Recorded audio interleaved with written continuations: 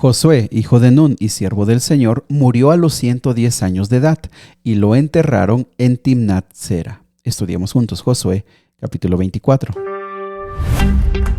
Te invito para que te puedas suscribir a nuestros canales y a nuestras páginas en Facebook, Momentos de Esperanza MX, en Spotify y en YouTube como Momentos de Esperanza. Compártelos, coméntalos y dale like, suscríbete y dale clic a las notificaciones para que otras personas más puedan unirse a este plan de estudiar la Biblia todos los días, un capítulo a la vez. ¿Sale? Vamos al capítulo de hoy.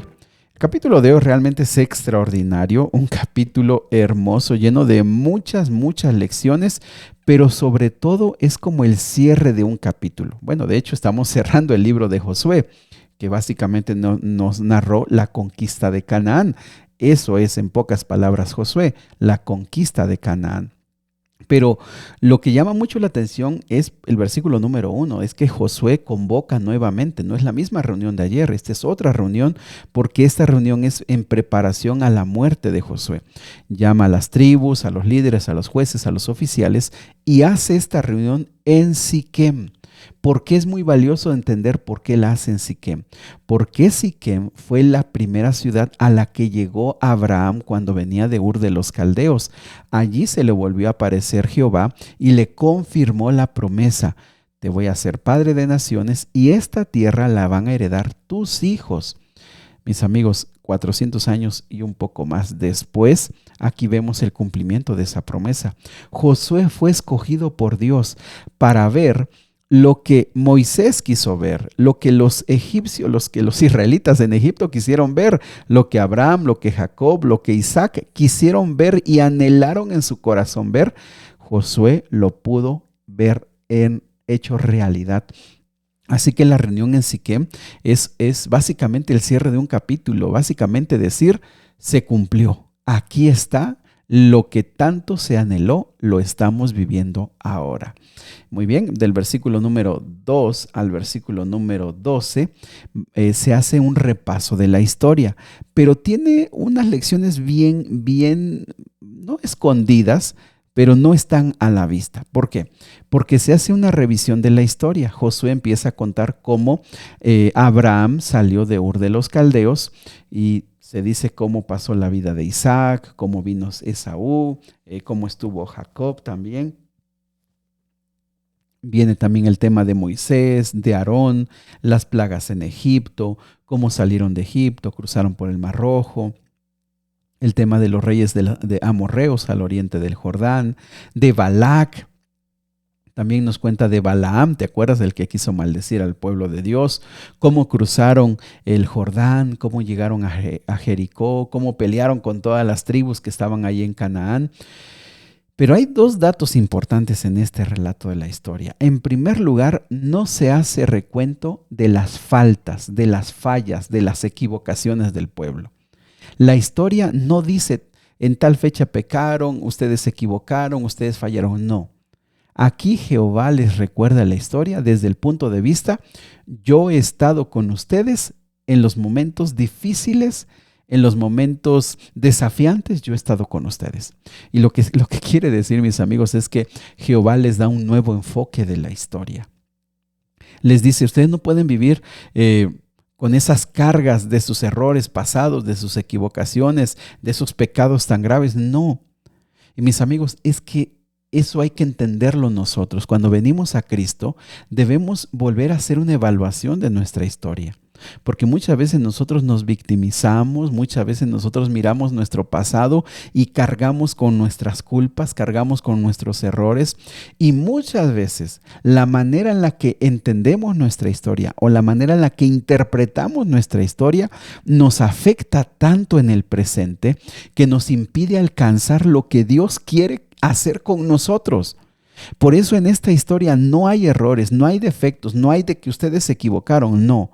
El Señor les dice, yo he estado con ustedes, yo fui quien los sostuvo y estamos aquí por mi misericordia y mi bendición. Mis amigos, ojalá que puedas hacer este ejercicio, porque ya creo que es tiempo de que tú puedas mirar tu historia de otra forma, de tal manera que te permitas crecer y ser todo lo que Dios quiere hacer de ti. El versículo, pero también hay otro punto antes de que se me vaya el tiempo. Hay otro punto. Fíjate cómo se deja ver que a lo largo de la historia todos los protagonistas en su momento tuvieron problemas con otros dioses. Abraham dice que adoró a otros dioses. Abraham, Isaac y Jacob tuvieron que decidir por Jehová porque estaban en un entorno pagano. ¿Qué podemos decir cuando estuvieron en Egipto? Estuvieron bajo la presión de una de las civilizaciones llenas de tanta idolatría. En su camino, en el desierto, en la entrada a Canaán, siempre hubo una lucha contra otros dioses. Pero el versículo número 13 es decisivo. Si estamos en esta tierra, versículo 13, léanlo. Te he dado una tierra por la que no trabajaste, te he dado ciudades que no construiste, te he dado viñedos y huertos de olivos como alimento que tú no plantaste. Si tienes todo esto, ha sido porque tú de alguna forma has decidido por mí y me has adorado a mí. Mis amigos queridos, también hace falta eso entenderlo, que la bendición de Dios ha estado con nosotros porque hemos decidido por Él. Porque nos hemos tratado de mantener sirviéndole a Él, pero el día que tú y yo nos alejamos de Dios y ponemos a otro ídolo, ponemos un ídolo, otra cosa en nuestro corazón, ese día nosotros cometemos un grave error. Por eso hay un cambio de tema. Versículo número 14, hay un llamado. Por lo tanto, teme al Señor, sírvelo con todo tu corazón, saca los ídolos, quítalos. ¿Por qué? Porque si no lo haces, tú vas a perder todo esto que nosotros tenemos. Y de este viene el versículo número 15, uno de los más famosos y valiosos de todo este libro. Y si mal os parece servir a Jehová, escogeos hoy a quien sirváis, si a los dioses a quienes sirvieron vuestros padres cuando estuvieron al otro lado del río, o a los dioses de los amorreos en cuya tierra habitáis. Pero yo y mi casa serviremos a Jehová. Subráyalo, el versículo 15. Este versículo resume la historia. Si llegamos hasta acá, es porque Dios ha sido nuestro Dios. Si tenemos todo esto, es porque Dios ha sido nuestro Dios. Jehová ha estado con nosotros. Mis amigos, ellos tuvieron que escoger, tomar una decisión. Y fíjate, desde Abraham tomó decisiones grandes, dejar su tierra, dejar su familia, dejar una buena parte de sus riquezas, salió. Isaac y Jacob decidieron, conocimos su historia, una historia llena de tantos y tantos accidentes, decidieron. José decidió ser fiel, el pueblo de Israel como pudo, pero decidieron ser fieles. Decisión. Apreciados amigos, se ha llegado hasta la tierra prometida, se tiene ahora cosechas que no sembramos, ciudades que no construimos, campos que no nos ganamos porque decidimos. Yo quiero preguntarte, ¿de veras estamos decidiendo? ¿De veras estamos tomando el control de nuestras decisiones?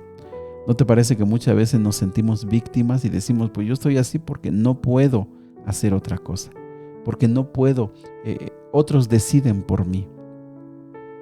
Y si bien es cierto que hay decisiones complejas y hay situaciones que es muy difícil que podamos tomar decisiones, pero también es cierto que muchas veces nosotros nos escondemos para tomar las decisiones valiosas de la vida. Yo y mi casa serviremos a Jehová, dice Josué. Yo y mi casa serviremos a Jehová. El capítulo de hoy termina con un llamado: sirvan a Jehová, no lo dejen. ¿Y sabes cuál fue la respuesta del pueblo? La respuesta del pueblo fue: nosotros vamos a servir, a escuchar sus decretos, a seguir las ordenanzas, a escuchar las palabras de los libros. Vamos a ser fieles a Dios. Sabes que esta generación fue muy especial, muy diferente antes y los que vinieron después.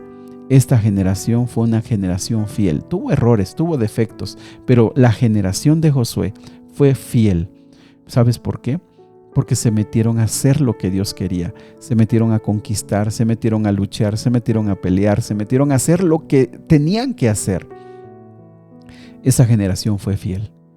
Y yo te pregunto, ¿tu generación será fiel? ¿Tú serás fiel en esta generación? ¿Tú te atreverás a ser diferente? ¿Te atreverás a dejar una huella, un legado en el que se reconozca que fuiste fiel? Del versículo 29 al versículo 33, este capítulo cierra con la siguiente idea.